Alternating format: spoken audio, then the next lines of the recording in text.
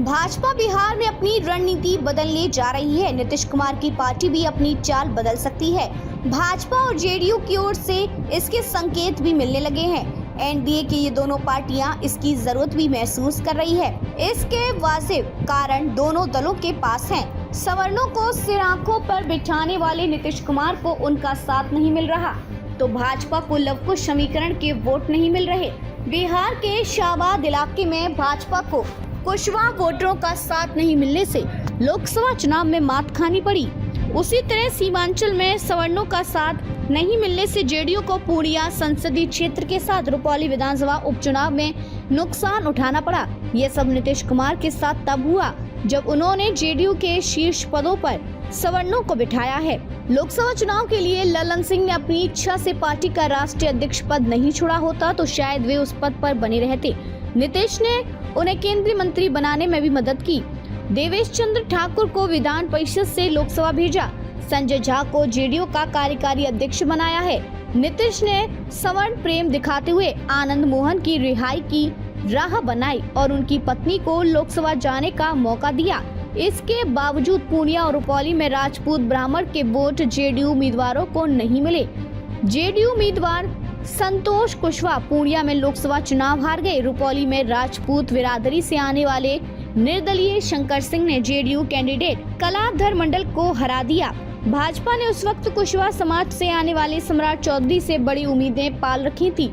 जब नीतीश कुमार महागठबंधन के साथ चले गए, भाजपा ने उन पर भरोसा कर उन्हें पार्टी का प्रदेश अध्यक्ष बनाया कि वे कुशवाहा समाज का वोट नीतीश से झटक पाएंगे। नीतीश के साथ आ जाने पर भाजपा के शीर्ष नेतृत्व को लोकसभा में धमाल की उम्मीद थी। भाजपा ने इसी गणित के आधार पर बिहार की सभी 40 संसदीय सीटें जीतने का मंसूबा भी पाल लिया, पर सम्राट चौधरी कोई करिश्मा नहीं दिखा पाए और भाजपा को पिछली बार की 17 सीटों के मुकाबले इस बार 5 सीटों के नुकसान के साथ 12 सीटों से ही संतोष करना पड़ा।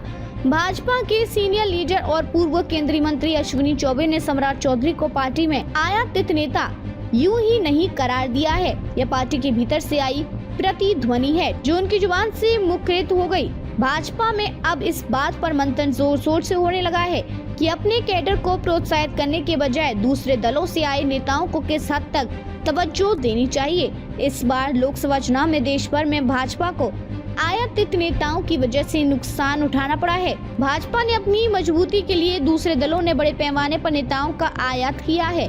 पिछले 10 साल में दूसरे दलों से आए नेताओं पर भरोसा कर भाजपा ने इस बार लोकसभा चुनाव में ऐसे 106 उम्मीदवारों को टिकट दिए थे।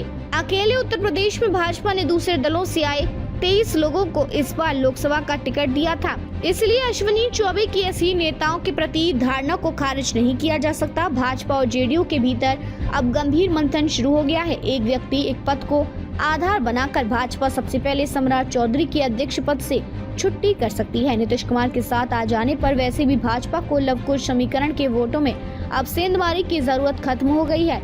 ठीक इसी तरह जेडीयू भी खुद में बदलाव कर ले तो आश्चर्य नहीं होना चाहिए। सूत्र बताते हैं कि नीतीश जल्दी पार्टी के सवर्ण नेताओं की बैठक करने वाले हैं। बैठक में वे साफ साफ कह सकते हैं कि आप लोगों को आगे बढ़ाने का लाभ जेडीयू को नहीं मिल रहा है। नीतीश पिछड़ी और अति पिछड़ी जातियों पर दाव खेल सकते हैं तो भाजपा सवर्णों पर भी अब अधिक भरोसा करेगी। हाँ, भाजपा एक सावधानी जरूर बरतेगी कि दूसरे दलों से आए नेताओं पर निर्भरता कम की जा सके।